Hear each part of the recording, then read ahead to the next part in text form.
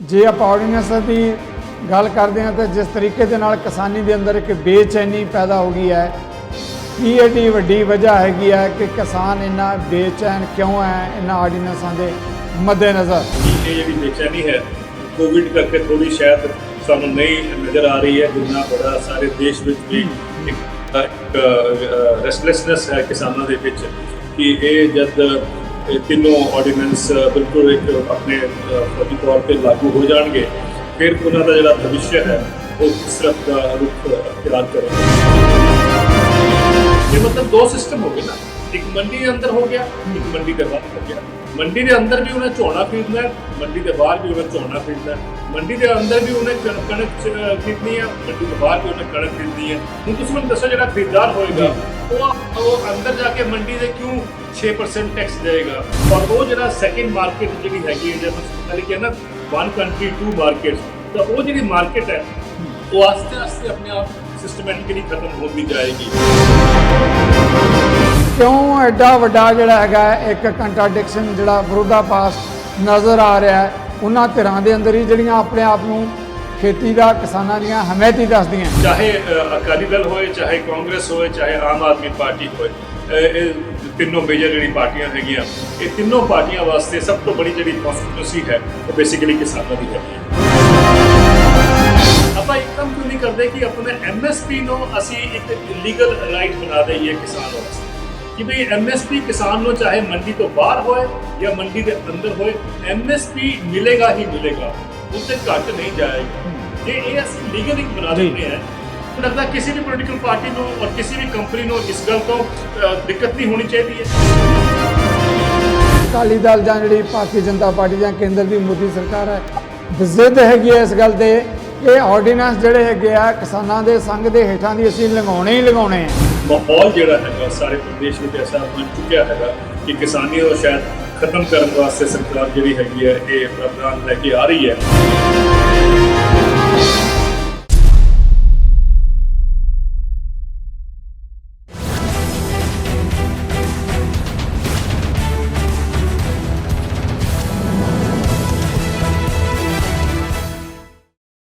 ਆਮਣੋ ਸਾਹਮਣੇ ਪ੍ਰੋਗਰਾਮ ਜਗਤਾਰ ਸਿੰਘ ਸਿੱਧੂ ਵੱਲੋਂ ਦਰਸ਼ਕਾਂ ਦਾ ਸਵਾਗਤ ਹੈ।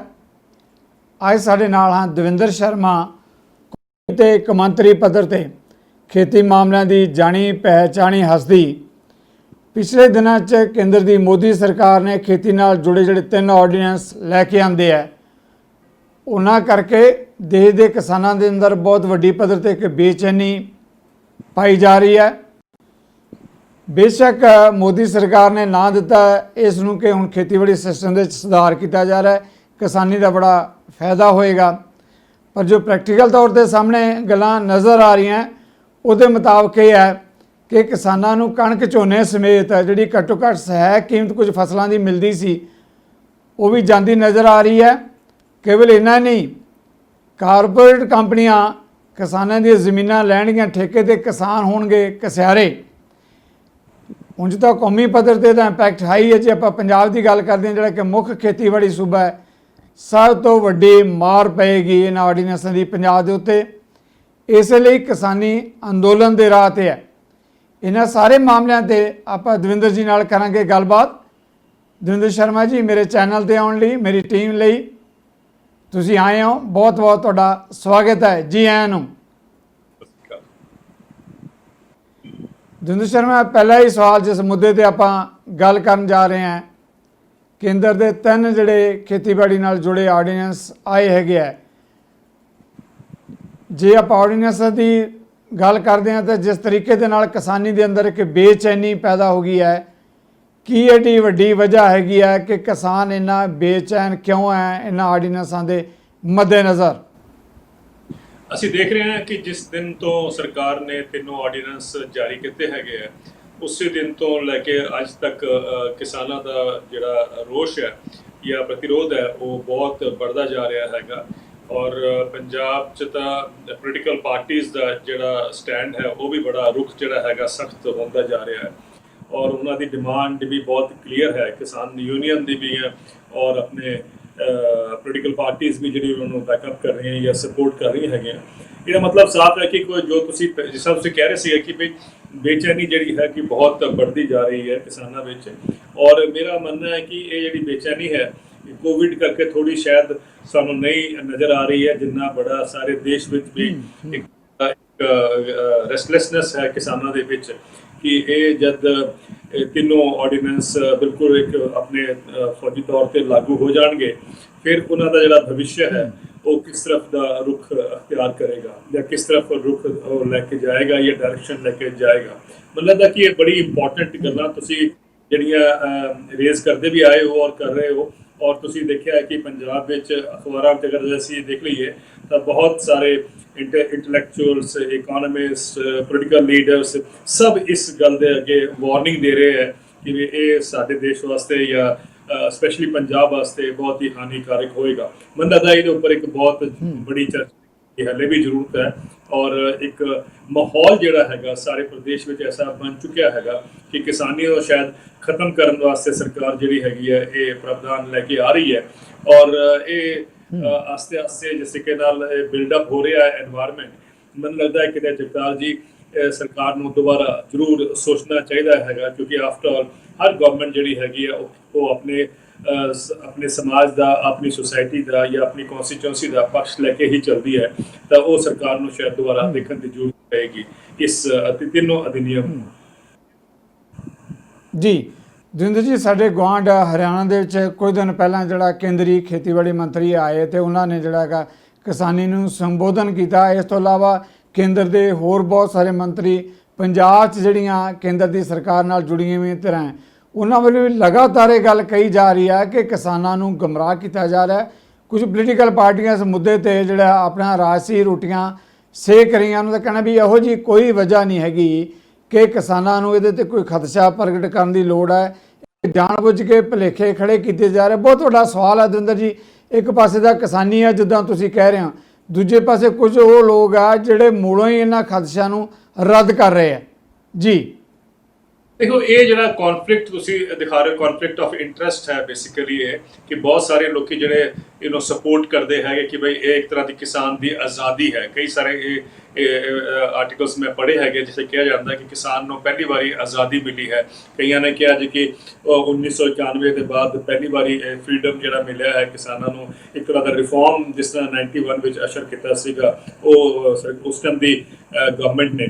ਇਸ ਤਰੀਕੇ ਦਾ ਹੁਣ ਐਗਰੀਕਲਚਰ ਵਿੱਚ ਰਿਫਾਰਮਸ ਆਏ ਹੈਗੇ। ਇਹ ਸਾਰੀ ਗੱਲਾਂ ਹੋ ਰਹੀਆਂ ਹੈਗੀਆਂ ਔਰ ਨਾਲ ਇਹ ਵੀ ਹੈ ਕਿ ਅਸੀਂ ਦੇਖ ਰਹੇ ਹਾਂ ਕਿਸਾਨਾਂ ਦਾ ਜਿਹੜਾ ਰੋਸ਼ ਹੈ ਜਾਂ ਪ੍ਰਤੀਰੋਧ ਹੈ ਉਹ बढ़ता ਜਾ ਰਿਹਾ ਹੈਗਾ। ਤਾਂ ਦੋਨਾਂ ਵਿੱਚ ਜਿਹੜਾ ਕੌਨਫਲਿਕਟ ਹੈਗਾ ਉਹ ਬੜਾ ਕਲੀਅਰ ਹੈਗਾ ਇਸ ਟਾਈਮ ਤੇ। ਹੁਣ ਦੇਖਣਾ ਇਹ ਹੈ ਜਗਤਾਰ ਜੀ ਕਿ ਸਾਡੇ ਦੇਸ਼ ਵਿੱਚ ਕਿਸ ਚੀਜ਼ ਦੀ ਜ਼ਰੂਰਤ ਹੈ ਔਰ ਕਿਸ ਤਰ੍ਹਾਂ ਅਸੀਂ ਜਾ ਰਹੇ ਹੈਗੇ ਹਾਂ, ਉਹ ਦੇਖਣਾ ਜ਼ਰੂਰੀ, ਬਹੁਤ ਜ਼ਰੂਰੀ ਹੈ। ਹੁਣ ਮੈਂ ਤੁਹਾਡੇ ਸਾਹਮਣੇ ਦੋ ਗੱਲਾਂ ਰੱਖਣਾ ਚਾਹੁੰਦਾ ਕਿ ਸਰਕਾਰ ਕਹਿੰਦੀ ਹੈ ਕਿ one country one market.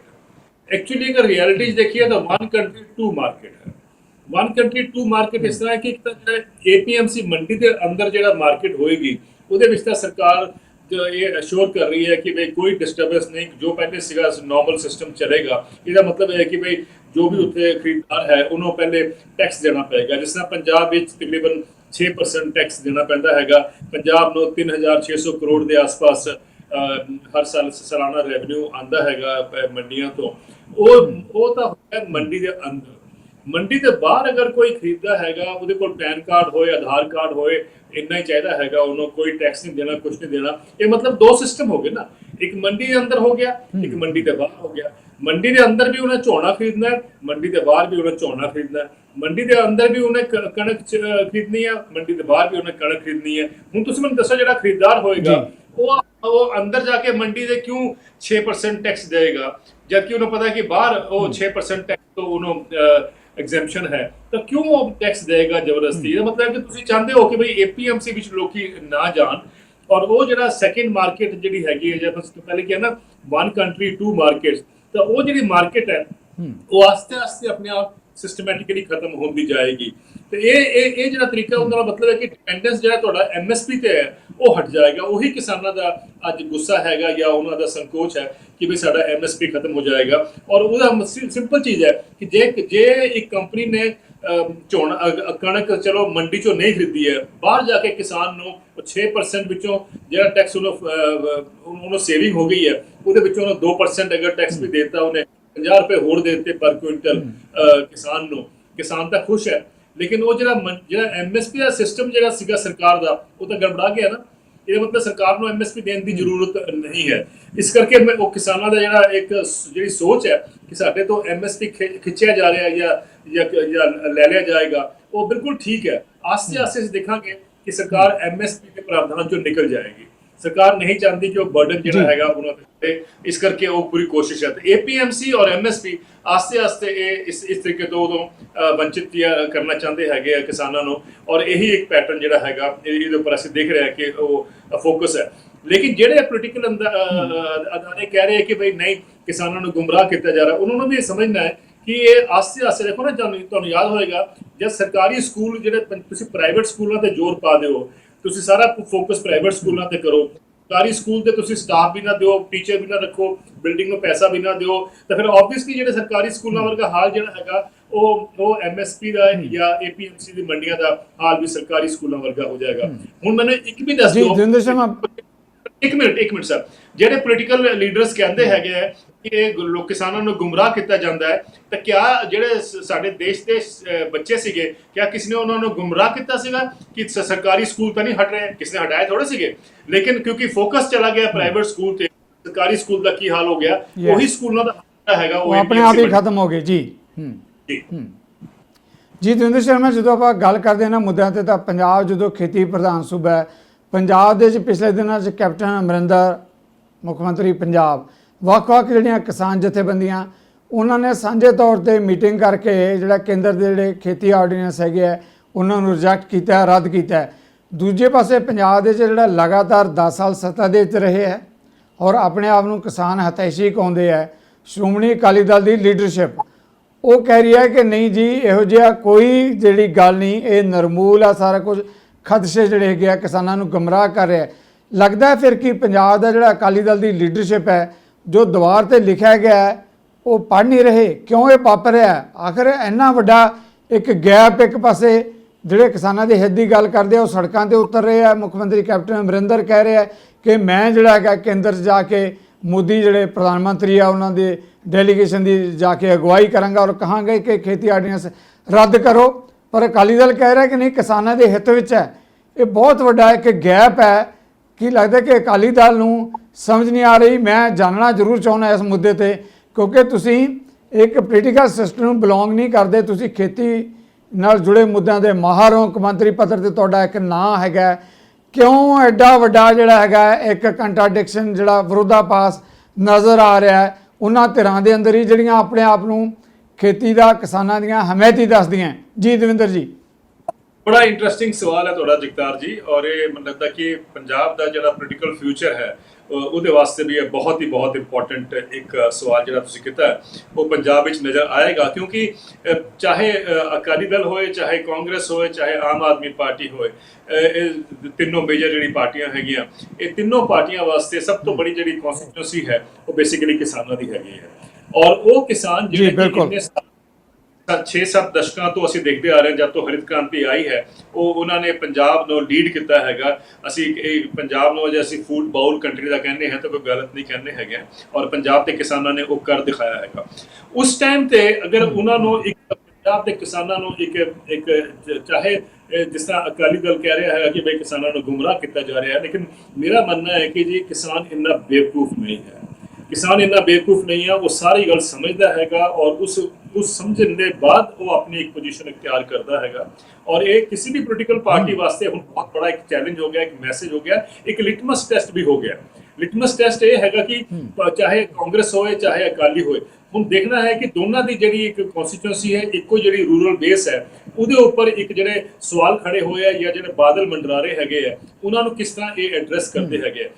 Akali Dal ਨਹੀਂ ਸਮਝ ਪਾਉਂਦਾ ਹੈਗਾ ਆਪਣੀ ਜਿਹੜੇ ਕਹਿੰਦੇ ਨਾ ਨਬਜ਼ ਨੂੰ ਨਹੀਂ ਸਮਝ ਪਾਉਂਦਾ ਹੈਗਾ ਪੰਜਾਬ ਦੀ, ਜਾਂ ਕਾਂਗਰਸ ਨਹੀਂ ਸਮਝ ਪਾਉਂਦਾ ਹੈ ਪੰਜਾਬ ਦੀ ਨਬਜ਼ ਨੂੰ, ਤਾਂ ਕਿਸੇ ਨਾ ਕਿਸੇ ਪਾਰਟੀ ਨੂੰ ਤਾਂ ਉਹਦਾ ਖਾਮਿਆਜ਼ਾ ਭੁਗਤਣਾ ਪਏਗਾ।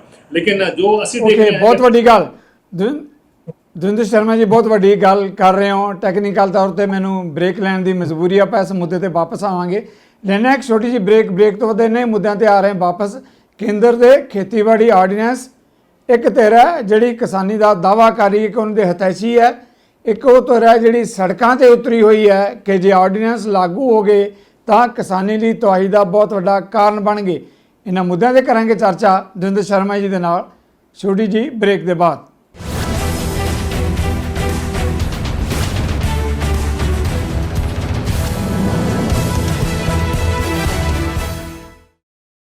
ਆਮਣੋ ਸਾਹਮਣੇ ਪ੍ਰੋਗਰਾਮ ਦਰਸ਼ਕਾਂ ਦਾ ਮੁੜ ਇੱਕ ਵਾਰ ਸਵਾਗਤ ਹੈ।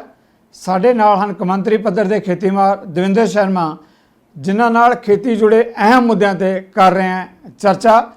ਦਵਿੰਦਰ ਜੀ, ਤੁਸੀਂ ਬ੍ਰੇਕ ਤੋਂ ਪਹਿਲਾਂ ਜਿਸ ਮਾਮਲੇ ਤੇ ਚਰਚਾ ਕਰ ਰਹੇ ਸੀ, ਆਪਾਂ ਗੱਲ ਕਰ ਰਹੇ ਸੀ ਪੰਜਾਬ ਦੀ ਅਕਾਲੀ ਦਲ ਦੀ ਜਾਂ ਉਹ ਧਿਰਾਂ ਜਿਹੜੀਆਂ ਆਰਡੀਨੈਂਸ ਦੀਆਂ ਹਮਾਇਤੀ ਹੈ, ਜਿਹੜੀਆਂ ਦੀਵਾਰ ਤੇ ਲਿਖਿਆ ਪੜ੍ਹ ਨਹੀਂ ਰਹੀਆਂ।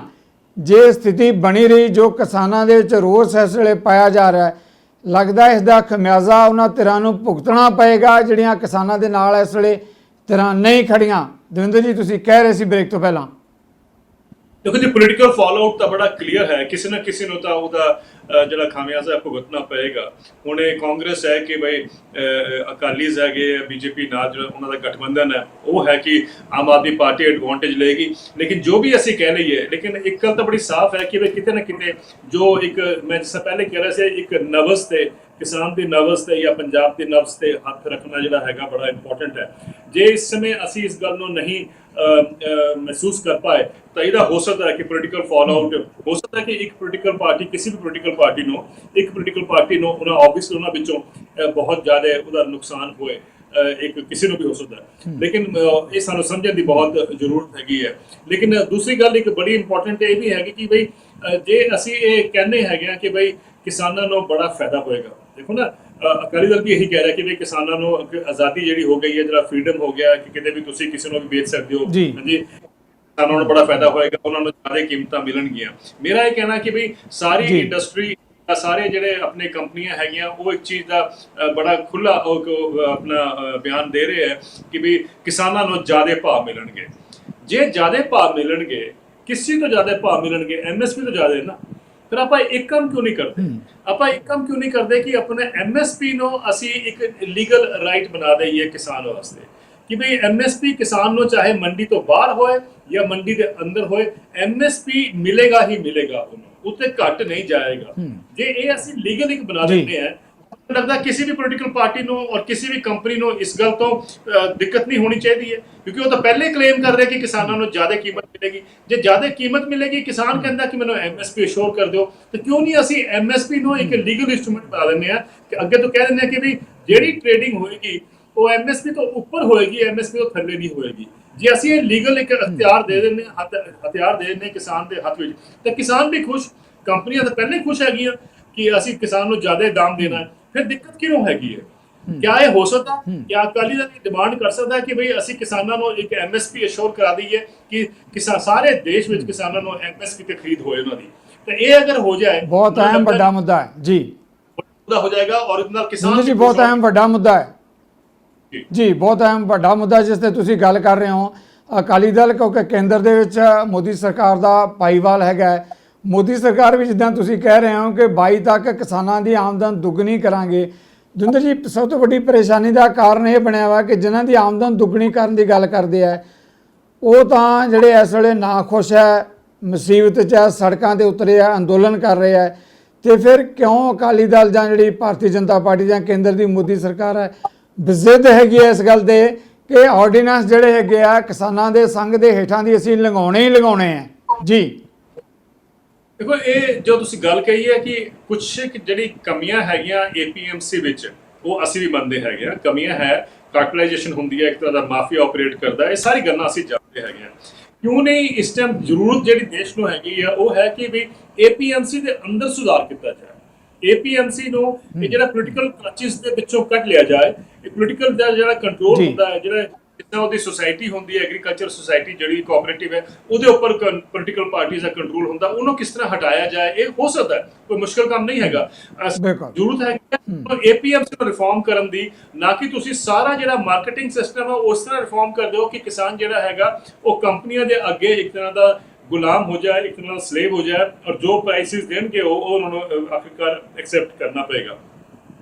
ਕਿਉਂ ਨਹੀਂ ਅਸੀਂ ਹੋਰ ਸਬਕ ਸਿੱਖਦੇ ਹਾਂ ਜਗਤਾਰ ਜੀ? ਅਸੀਂ ਦੇਖਿਆ ਕਿ ਅਮਰੀਕਾ ਔਰ ਯੂਰਪ ਵਿੱਚ हर बार ये बोलता है कि अमेरिका और यूरोप ਵਿੱਚ ਇਹ ਰਿਫਾਰਮਸ ਫੇਲ ਹੋ ਚੁੱਕੇ। ਜਦ ਅਮਰੀਕਾ ਔਰ ਯੂਰਪ ਵਿੱਚ ਰਿਫਾਰਮਸ ਫੇਲ ਹੋ ਚੁੱਕੇ ਹੈਗੇ ਆ ਤਾਂ ਸਾਨੂੰ ਕੀ ਜ਼ਰੂਰਤ ਪਈ ਹੈ ਕਿ ਅਸੀਂ ਜਿਹੜੇ ਫੇਲ ਹੋਏ ਰਿਫਾਰਮਸ ਹੈਗੇ ਅਮਰੀਕਾ ਦੇ ਉਹ ਆਪਣੇ ਦੇਸ਼ ਵਿੱਚ ਲੈ ਕੇ ਆਈਏ, ਉਹਨਾਂ ਨੂੰ ਲਾਗੂ ਕਰ ਜੀ। क्यों ना इस तरह करिए कि साडे अगर सोच होए, पोलिटिकल सोच होए, इंटलैक्चुअल सोच होए, उन्होंने मिला के असी एपीएमसी ਨੂੰ ਇੰਨਾ ਸੁਦ੍ਰਿੜ ਕਰ ਦਈਏ ਕਿ एपीएमसी ਨੂੰ ਐਕਸਪੈਂਡ ਕਰੀਏ ਸਾਰੇ ਦੇਸ਼ ਵਿੱਚ। ਬਲਕਿ ਮੇਰਾ ਇੱਕ ਮੰਨਣਾ ਹੈ ਜਗਤਾਰ ਜੀ, ਤੁਹਾਡੇ ਮਾਧਿਅਮ ਤੋਂ, ਤੁਹਾਡਾ ਚੈਨਲ ਜਿਹੜਾ ਹੈ ਗਲੋਬਲ ਹੈ, ਮੈਂ ਚਾਹਾਂਗਾ ਕਿ ਅਮਰੀਕਾ ਯੂਰਪ ਵਿੱਚ ਜਿੰਨੇ ਵੀ ਤੁਹਾਡੇ ਦਰਸ਼ਕ ਹੈਗੇ ਆ ਉਹ ਵੀ ਇਸ ਗੱਲ ਨੂੰ ਸੋਚਣ ਕਿ ਅੱਜ ਅਮਰੀਕਾ 'ਚ ਵੀ ਕ੍ਰਾਈਸਿਸ ਹੈ, ਯੂਰਪ 'ਚ ਵੀ ਕ੍ਰਾਈਸਿਸ ਹੈ, ਉਹਨਾਂ ਦਾ ਸੋਲੂਸ਼ਨ ਇੱਕੋ ਹੀ ਹੈ। ਸੋਲੂਸ਼ਨ है एपीएमसी। अगर अमेरिका और यूरोप भी एमएसपी अगर पूरा लीगल राइट देंदे किसानां नूं ਤਾਂ ਉਹਨਾਂ ਦੇ ਕਿਸਾਨ ਵੀ ਉਸ ਕ੍ਰਾਈਸਿਸ ਤੋਂ ਨਿਕਲ ਆਉਂਦੇ ਹੈਗੇ। ਕਿਉਂ ਨਾ ਆਪਾਂ ਹਿੰਦੁਸਤਾਨ ਦੇ ਮਾਡਲ ਨੂੰ ਗਲੋਬਲ ਮਾਡਲ ਬਣਾਈਏ, ਕਿਉਂ ਨਾ ਅਸੀਂ ਆਪਣੇ ਮਾਡਲ ਨੂੰ ਦੁਨੀਆ 'ਚ ਲੈ ਕੇ ਜਾਈਏ ਕਿ ਦੇਖੋ ਤੁਹਾਨੂੰ ਸਭ ਤੋਂ ਸਿੱਖਣਾ ਚਾਹੀਦਾ ਹੈਗਾ, ਹਿੰਦੁਸਤਾਨ ਤੋਂ ਸਿੱਖੋ। ਔਰ ਇਸ ਗੱਲ ਨੂੰ ਤੁਸੀਂ ਤੁਹਾਡਾ ਜਿਹੜਾ ਜਿੰਨਾ ਵੀ ਕ੍ਰਾਈਸਿਸ ਹੈ ਗਲੋਬਲੀ ਅੱਜ ਐਗਰੀਕਲਚਰ ਦਾ, ਉਹਦੇ ਵਿੱਚੋਂ ਨਿਕਲਣ ਦਾ ਰਸਤਾ ਇੱਕੋ ਹੀ ਹੈ। ਜਦ ਅਸੀਂ ਕਿਸਾਨ ਨੂੰ ਅਸ਼ੋਰਡ ਇਨਕਮ ਦਈਏ, ਉਹਨੂੰ ਐਸ਼ੋਰ ਕਰ ਦਈਏ ਕਿ ਤੁਹਾਨੂੰ ਇੰਨਾ ਤਾਂ ਮਿਲੇਗਾ ਹੀ ਮਿਲੇਗਾ ਚਾਹੇ ਕੁਝ ਵੀ ਹੋ ਜਾਏ, ਆਪਣੀ ਫਸਲ ਦਾ ਦਾਮ ਜਿਹੜਾ ਜੀ ਇਹ ਰਸਤਾ ਹੈਗਾ ਸਾਰੇ ਦੁਨੀਆ ਦੇ ਕਿਸਾਨਾਂ ਵਾਸਤੇ। ਹੁਣ ਤੁਸੀਂ ਦੇਖੋ ਅਮਰੀਕਾ 'ਚ ਦੇਖੋ, ਯੂਰਪ 'ਚ ਦੇਖੋ, ਅੱਜ ਪ੍ਰੋਬਲਮ ਇਹ ਹੈ ਕਿ ਸਾਨੂੰ ਇੱਕ ਮੈਸੇਜ ਮਿਲਦਾ ਹੈ ਕਿ ਇੰਨੀ ਸਬਸਿਡੀਆਂ ਦੇਣ ਤੋਂ ਬਾਅਦ ਵੀ ਅੱਜ ਯੂਰਪ ਦੇ ਜਿਹੜੇ ਖੇਤੀ 'ਚ ਮੁੰਡੇ ਹੈਗੇ ਆ, ਯੰਗ ਮੁੰਡੇ, ਉਹਨਾਂ ਦੇ ਵਿਆਹ ਨਹੀਂ ਹੋ ਰਹੇ। ਤੁਸੀਂ ਕੈਨੇਡਾ ਜਾਓ ਤਾਂ ਉੱਥੇ ਜਿਹੜੇ ਖੇਤੀ 'ਚ ਮੁੰਡੇ ਹੈਗੇ ਆ, ਆਪਣੇ ਖੇਤ ਵਿੱਚ ਜਿਹੜੇ ਉਹਨਾਂ ਦੇ ਮਾਪਿਓ ਖੇਤੀ ਕਰਦੇ ਹੈਗੇ ਆ, ਉਹ ਮੁੰਡਿਆਂ ਦੇ ਵਿਆਹ ਨਹੀਂ ਹੋ ਰਹੇ। ਤੁਸੀਂ ਪੰਜਾਬ 'ਚ ਆਓ ਤਾਂ ਪੰਜਾਬ ਦੇ ਮੁੰਡਿਆਂ ਦੇ ਵਿਆਹ ਨਹੀਂ ਹੋ ਰਹੇ। ਤੁਸੀਂ ਤਾਮਿਲਨਾਡੂ ਜਾਓ ਤਾਂ ਤਾਮਿਲਨਾਡੂ ਦੇ ਮੁੰਡਿਆਂ ਦੇ ਵਿਆਹ ਨਹੀਂ ਹੋ ਰਹੇ। ਕਹਿਣ ਦਾ ਮਤਲਬ ਹੈ ਕਿ ਇਹ ਜਿਹੜਾ ਸੋਸ਼ਲ ਫਾਲਆਊਟ ਹੈ ਇਹ ਦੁਨੀਆ 'ਚ ਸਾਰਾ ਦਿਖ ਰਿਹਾ ਕਿ ਐਗਰੀਕਲਚਰ ਇੰਨੇ ਡਿਸਟ੍ਰੈਸ ਵਿੱਚ ਹੈਗਾ ਕਿ ਐਗਰੀਕਲਚਰ ਜਿਹੜਾ ਹੈਗਾ ਉਹਨੂੰ ਇਸਮੇ ਬੜੀ ਜ਼ਰੂਰਤ ਹੈ, ਐਮਰਜੈਂਸੀ ਹੈ ਕਿ ਉਹਨੂੰ ਕੱਢਿਆ ਜਾਏ ਉਸ ਕ੍ਰਾਈਸਿਸ ਤੋਂ। ਏਪੀਐਮਸੀ ਇੱਕੋ ਹੀ ਰਸਤਾ ਹੈਗਾ ਦੁਨੀਆ ਦੇ ਕੋਲ ਅੱਜ ਅਵੇਲੇਬਲ, ਜਿਹਦੇ ਮਾਧਿਅਮ ਦੇ ਨਾਲ ਅਸੀਂ ਕਿਸਾਨ ਦੀ ਜਿਹੜੀ ਕ੍ਰਾਈਸਿਸ ਹੈ, ਇਮੀਡੀਏਟ ਕ੍ਰਾਈਸਿਸ ਨੂੰ ਐਡਰੈਸ ਕਰ ਸਕਦੇ ਹਾਂ। ਮੈਨੂੰ ਲੱਗਦਾ ਕਿ ਇਹ ਚੈਲੰਜ ਹੈ, ਇਹ ਟਾਈਮ ਹੈ, अपॉर्चुनिटी है ਸਾਡੇ ਵਾਸਤੇ ਕਿ ਅਸੀਂ ਇੱਕ ਮਾਹੌਲ ਬਣਾਈਏ ਦੁਨੀਆ ਵਿੱਚ। ਔਰ ਤੁਹਾਡੇ ਚੈਨਲ ਦੇ ਮਾਧਿਅਮ ਤੋਂ ਮੈਂ ਚਾਹਾਂਗਾ ਕਿ ਪੰਜਾਬ ਦੇ ਜਿਹੜੇ ਆਪਣੇ ਕਿਸਾਨ ਬਾਹਰ ਹੈਗੇ ਜਾਂ ਸੋਚ ਰੱਖਣ ਵਾਲੇ ਸੱਜਣ ਬਾਹਰ ਹੈਗੇ, ਮਿਲ ਜੁਲ ਕੇ ਇੱਕ ਐਸਾ ਇੱਕ ਮਾਹੌਲ ਕ੍ਰੀਏਟ ਕੀਤਾ ਜਾਏ ਕਿ ਅਮਰੀਕਾ ਵਾਸਤੇ ਵੀ ਸੋਲੂਸ਼ਨ ਏਪੀਐਮਸੀ ਹੈ, ਯੂਰਪ ਵਾਸਤੇ ਵੀ ਸੋਲੂਸ਼ਨ ਏਪੀਐਮਸੀ ਹੈ, ਇੰਡੀਆ ਵਾਸਤੇ ਤਾਂ ਹੈ ਹੀ ਹੈ। ਬਿਲਕੁਲ ਦਿੰਦਰ ਸ਼ਰਮਾ, ਜਿਹੜਾ ਮਾਹੌਲ ਬਣਾਉਣ ਦੀ ਤੁਸੀਂ ਗੱਲ ਕਰਦੇ ਹੋ, ਮੈਂ ਹੁਣ ਉਹਨਾਂ ਧਿਰਾਂ ਬਾਰੇ ਸਵਾਲ ਲੈ ਰਿਹਾ ਹਾਂ ਜਿਹੜੀਆਂ ਬਾਰ-ਬਾਰ ਕੇਂਦਰ ਨੂੰ ਪਹਿਲਾਂ ਬੇਨਤੀਆਂ ਕਰ ਚੁੱਕੀਆਂ। ਤੁਹਾਡੇ ਵਰਗੇ ਮੰਨੇ ਪ੍ਰਮੰਨੇ ਖੇਤੀ ਮਾਹਰ ਜਿਹੜੇ ਹੈਗੇ ਆ, ਬਹੁਤ ਆਪਣੇ ਮੈਸੇਜ ਜਿਹੜਾ ਮੀਡੀਆ ਦੇ ਰਾਹੀਂ ਦੇ ਚੁੱਕੇ ਹੈ। ਇਹਦੇ ਬਾਵਜੂਦ ਮੋਦੀ ਸਰਕਾਰ ਬਿਜ਼ਿਦ ਹੈ। ਤਾਂ ਹੁਣ ਕਿਸਾਨਾਂ ਕੋਲੇ ਕੋਈ ਚਾਰਾ ਨਹੀਂ ਸਿਵਾਏ ਅੰਦੋਲਨ ਕਰਨ ਦੇ। ਪੰਜਾਬ ਦੀ ਜੇ ਮੈਂ ਗੱਲ ਕਰਦਾ ਤਾਂ ਪੰਜਾਬ ਦੇ ਵਿੱਚ ਐਸੇ ਆਉਣ ਵਾਲੀ ਜਿਹੜੀ ਹੈਗੀ ਹੈ 20 ਜੁਲਾਈ ਨੂੰ ਬਲਵੀਰ ਸਿੰਘ ਰਾਜੇਵਾਲ ਤੇ ਉਹਨਾਂ ਦੀਆਂ ਕਿਸਾਨ ਜਥੇਬੰਦੀਆਂ ਹੋਰ ਹਮਾਇਤੀ ਤਰ੍ਹਾਂ ਜਿਹੜੀਆਂ ਸੜਕਾਂ ਜਾਮ ਕਰ ਰਹੀਆਂ। ਇਸੇ ਤਰੀਕੇ ਨਾਲ ਦੂਜੀਆਂ ਕਿਸਾਨ ਜਥੇਬੰਦੀਆਂ ਵੀ ਅੰਦੋਲਨ ਦੇ ਰਾਹ ਤੇ ਪਈਆਂ ਹੋਈਆਂ। ਜਿੱਦਾਂ ਦਾ ਕੇਂਦਰ ਬਿਜ਼ਿਦ ਹੈਗਾ ਇਸ ਮੁੱਦੇ ਤੇ, ਦਵਿੰਦਰ ਜੀ, ਲੱਗਦਾ ਹੈ ਕਿ ਹੁਣ ਕਿਸਾਨਾਂ ਕੋਲੇ ਸਿਵਾਏ ਅੰਦੋਲਨ ਦੇ ਹੋਰ ਕੋਈ ਚਾਰਾ ਹੀ ਨਹੀਂ ਬਚਿਆ ਜੋ ਸਥਿਤੀ ਬਣੀ ਹੈ, ਕਿਉਂਕਿ ਕੋਈ ਸੁਣਨ ਲਈ ਤਾਂ ਤਿਆਰ ਨਹੀਂ ਕਿਸਾਨਾਂ ਦੀ ਗੱਲ। ਇਹ ਬੜਾ ਅਫਸੋਸ ਹੈ, ਬੜਾ ਦੁਰਭਾਗਿਆ ਹੈ ਕਿ ਬਈ ਇਸ ਟਾਈਮ ਤੇ ਜਦ ਅਸੀਂ ਕੋਰੋਨਾ ਵਾਇਰਸ ਦਾ ਇੰਪੈਕਟ ਦੇਖ ਰਹੇ ਹਾਂ ਸਾਰੀ ਦੁਨੀਆ ਵਿੱਚ, ਪੰਜਾਬ ਦੇ ਕਿਸਾਨਾਂ ਨੂੰ ਅਗਰ ਸੜਕਾਂ ਤੇ ਉਤਰਨਾ ਪੈ ਰਿਹਾ ਹੈਗਾ ਆਪਣਾ ਰੋਸ਼ ਪ੍ਰਗਟ ਕਰਨ ਵਾਸਤੇ, ਇਹ ਤੋਂ ਜ਼ਿਆਦਾ ਮਾੜੀ ਹਾਲਤ ਕੀ ਹੋ ਸਕਦੀ ਹੈਗੀ। ਔਰ ਮੇਰਾ ਮੰਨਣਾ ਹੈ ਕਿ ਇਸ ਟਾਈਮ ਤੇ ਸਰਕਾਰ ਨੂੰ ਚਾਹੀਦਾ ਕਿ ਆਪਣਾ ਪ੍ਰੈਸਟੀਜ ਔਰ ਆਪਣੇ ਈਗੋ ਤੇ ਨਹੀਂ ਰਹਿਣਾ ਚਾਹੀਦਾ ਔਰ ਕਿਸਾਨਾਂ ਦੀ ਗੱਲ ਨੂੰ ਸੁਣਨਾ ਜ਼ਰੂਰ ਚਾਹੀਦਾ ਹੈਗਾ। ਔਰ ਉਹਦੇ ਹਿਸਾਬ ਨਾਲ ਜਿਸ ਤਰ੍ਹਾਂ ਮੈਂ ਕਿਹਾ ਕਿ ਅੱਜ ਜਿਹੜਾ ਚੈਲੰਜ ਅਸਲੀ ਹੈਗਾ ਉਹ ਕਿ ਬਈ ਆਪਾਂ ਏਪੀਐਮਸੀ ਨੂੰ ਕਿਸ ਤਰ੍ਹਾਂ ਐਕਸਪੈਂਡ ਕਰੀਏ ਕੰਟਰੀ ਵਿੱਚ, ਉਹ ਬੜਾ ਚੈਲੰਜ ਹੈਗਾ, ਉਹਦੇ ਉੱਪਰ ਸੋਚ ਦੇਣ ਦੀ ਜ਼ਰੂਰਤ ਹੈਗੀ ਹੈ। ਇਹਦੇ ਵਿੱਚ ਮੈਂ ਇੱਕ ਉਦਾਹਰਨ ਦੇਣਾ ਚਾਹੁੰਦਾ ਆਪਣੇ ਦਰਸ਼ਕਾਂ ਵਾਸਤੇ।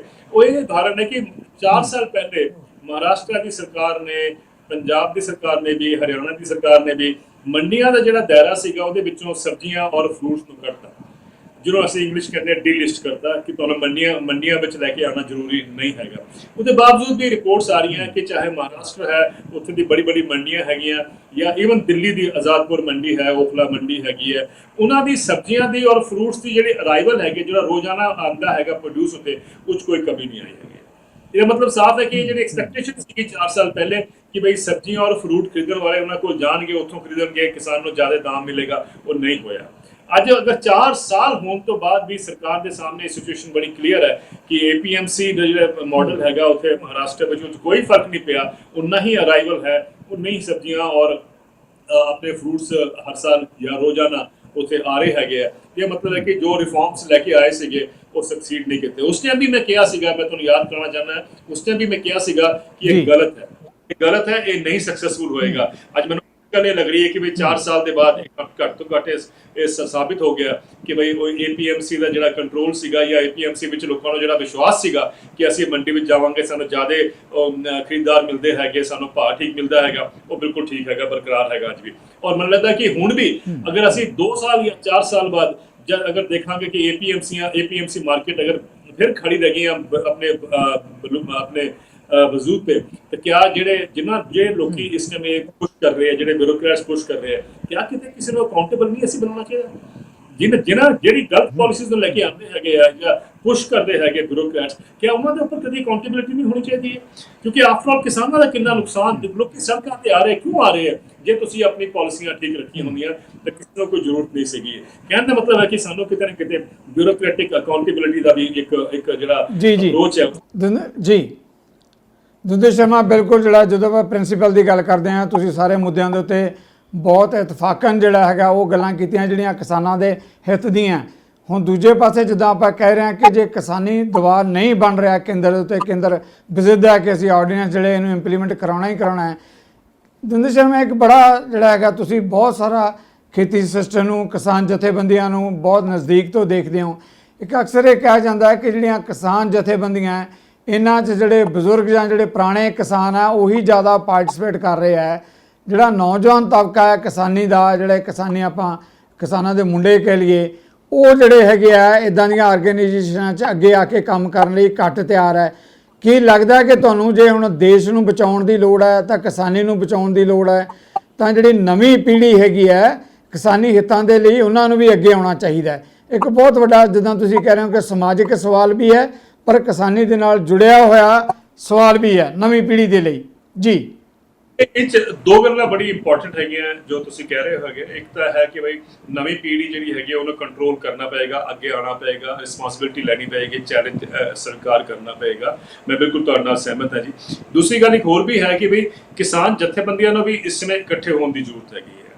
ਹੁਣ ਜੇ ਆਪਾਂ ਪੰਜਾਬ 'ਚ ਦੇਖ ਲਈਏ, ਬਹੁਤ ਵੱਡੀ ਗੱਲ, ਈਵਨ 22-23 ਇਹਨਾਂ ਦੇ ਅਲੱਗ-ਅਲੱਗ ਗਰੁੱਪ ਹੈਗੇ ਆ ਭਾਰਤੀ ਕਿਸਾਨ ਯੂਨੀਅਨ ਦੇ। ਇਹ ਐਸੇ ਸਮੇਂ ਤੇ ਕਿਉਂ ਨਹੀਂ ਅਸੀਂ ਸਾਰੇ ਇਕੱਠੇ ਹੋ ਸਕਦੇ ਹੈਗੇ ਆ? ਜਦ ਅਸੀਂ ਐਕਸਪੈਕਟ ਕਰਦੇ ਆ, ਜਥੇਬੰਦੀਆਂ ਵੀ ਐਕਸਪੈਕਟ ਕਰਦੀਆਂ ਕਿ ਬਈ ਜਿਹੜੇ ਪੋਲੀਟੀਕਲ ਪਾਰਟੀਆਂ ਹੈ ਉਹ ਸਾਰੇ ਆਪਣੇ ਉਹ ਤੋਂ ਛੱਡ ਕੇ, ਉਹ ਤੋਂ ਬਾਹਰ ਨਿਕਲ ਕੇ, ਆਪਣੀ ਆਈਡੀਓਲੋਜੀ ਤੋਂ ਜਾਂ ਪੋਲੀਟੀਕਲ ਸਟੈਂਡ ਤੋਂ ਬਾਹਰ ਨਿਕਲ ਕੇ ਕਿਸਾਨਾਂ ਵਾਸਤੇ ਖੜੀ ਹੋਣ। ਤੇ ਪਹਿਲੇ ਕਿਸਾਨ ਜਿਹੜੇ ਜਥੇਬੰਦੀਆਂ ਉਹ ਕਿਉਂ ਨਹੀਂ ਖੜੀ ਹੁੰਦੀਆਂ? ਇਹਨਾਂ ਨੂੰ ਸਭ ਨੂੰ ਵੀ ਹੱਥ ਆਪਣੇ ਜੋੜਨੇ ਪੈਣਗੇ, ਹੱਥ ਇਹਨਾਂ ਨੂੰ ਆਪਣੇ ਪਕੜਨੇ ਪੈਣਗੇ। ਔਰ ਇਹ ਅਗਰ 22-23 ਸੰਗਠਨ ਪੰਜਾਬ ਦੇ ਇਕੱਠੇ ਹੋ ਜਾਂਦੇ ਇੱਕ ਝੰਡੇ ਥੱਲੇ ਜਾਂ ਇੱਕ ਬੈਨਰ ਥੱਲੇ, ਮੈਨੂੰ ਲੱਗਦਾ ਕਿ ਇਹ ਬਹੁਤ ਬੜਾ ਇੱਕ ਮੈਸੇਜ ਪੋਲੀਟੀਕਲੀ ਹੋਏਗਾ ਸਾਰੀ ਪੋਲੀਟੀਕਲ ਪਾਰਟੀਆਂ ਵਾਸਤੇ ਔਰ ਦੇਸ਼ ਵਾਸਤੇ ਵੀ। ਦੂਸਰੀ ਗੱਲ ਹੈ ਕਿ ਯੰਗਰ ਲੋਕਾਂ ਦੇ ਨੌਜਵਾਨ ਜਿਹੜੇ ਯੁਵਕ ਹੈਗੇ ਆ, ਮੈਂ ਤੁਹਾਨੂੰ ਇੱਕ ਗੱਲ ਦੱਸਣਾ ਚਾਹੁੰਦਾ ਹਾਂ ਕਿ ਪੰਜਾਬ ਵੀ ਜਦ ਅਸੀਂ ਜਾਂਦੇ ਹਾਂ, ਅਸੀਂ ਦੇਖਦੇ ਹਾਂ ਕਿ ਸ਼ਾਇਦ ਜ਼ਿਆਦਾ ਚਿੱਟੀ ਦਾੜੀ ਵਾਲੇ ਆਪਣੇ ਕਿਸਾਨ ਹੁੰਦੇ ਹੈਗੇ ਆ। ਔਰ ਇਹ 'ਚ ਕੋਈ ਸ਼ੱਕ ਨਹੀਂ ਹੈ ਕਿ ਬਈ ਉਮਰ ਵਾਲੇ ਜਿਹੜੇ ਕਿਸਾਨ ਹੈਗੇ ਆ ਉਹ ਇਸ ਮੂਵਮੈਂਟ 'ਚ ਅੱਗੇ ਹੈਗੇ। ਲੇਕਿਨ ਸਰ ਮੇਰਾ ਆਪਣਾ ਐਕਸਪੀਰੀਅੰਸ ਹੈ ਕਿ ਦੇਸ਼ ਦੇ ਜਿਹੜੇ ਮੈਂ ਕਿਸਾਨ ਦੇਖਦਾ ਹੈਗਾ ਜਾਂ ਕਿਸਾਨ ਨੇਤਰਤਵ ਜਿਹੜਾ ਹੁਣ ਬਣ ਰਿਹਾ ਹੈਗਾ, ਉਹਦੇ ਵਿੱਚ ਯੰਗਰ ਲੋਕ ਅੱਗੇ ਆ ਰਹੇ। ਚਾਹੇ ਮੱਧ ਪ੍ਰਦੇਸ਼ ਜਾਂ ਕਿ ਕਰਨਾਟਕਾ ਹੈ, ਮੈਂ ਦੇਖਦਾ ਉੱਥੇ ਯੰਗਰ ਲੀਡਰਸ਼ਿਪ ਅੱਗੇ ਆ ਰਹੀ ਹੈਗੀ। ਮੁੰਡੇ ਅੱਛੇ ਪੜ੍ਹੇ ਲਿਖੇ ਵੀ ਆ ਰਹੇ ਹੈ, MBA ਕੀਤਾ, ਮਾਸਟਰਸ ਆਫ ਐਗਰੀਕਲਚਰ ਹੈਗੇ ਹੈ। ਇਸ ਤਰ੍ਹਾਂ ਦੇ ਬੱਚੇ ਜਿਹੜੇ ਪੜ੍ਹ ਕੇ ਹੁਣ ਲੀਡਰਸ਼ਿਪ ਲੈ ਰਹੇ ਹੈ।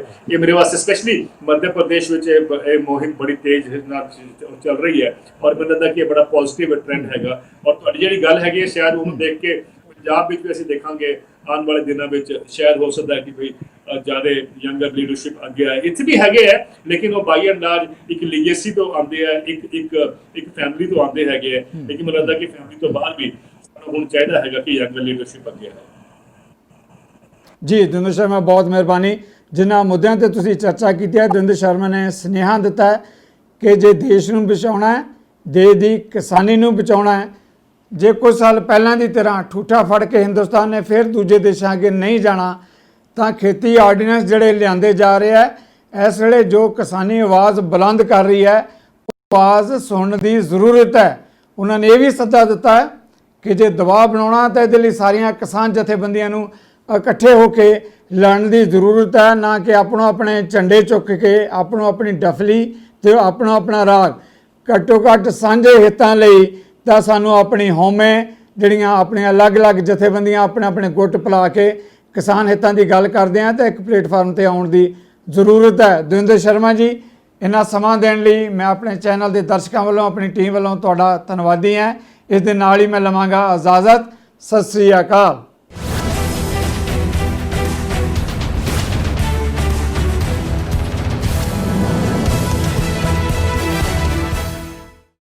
ਸਾਡਾ ਹਰ ਇੱਕ ਪ੍ਰੋਗਰਾਮ ਵੇਖਣ ਤੇ ਸਾਡੇ ਨਾਲ ਜੁੜਨ ਲਈ ਸਬਸਕ੍ਰਾਈਬ ਕਰੋ ਚੈਨਲ ਪੰਜਾਬੀ ਤੇ ਨੋਟੀਫਿਕੇਸ਼ਨ ਲਈ ਬੈਲ ਆਈਕਨ ਵਾਲੇ ਬਟਨ ਤੇ ਕਲਿੱਕ ਕਰੋ।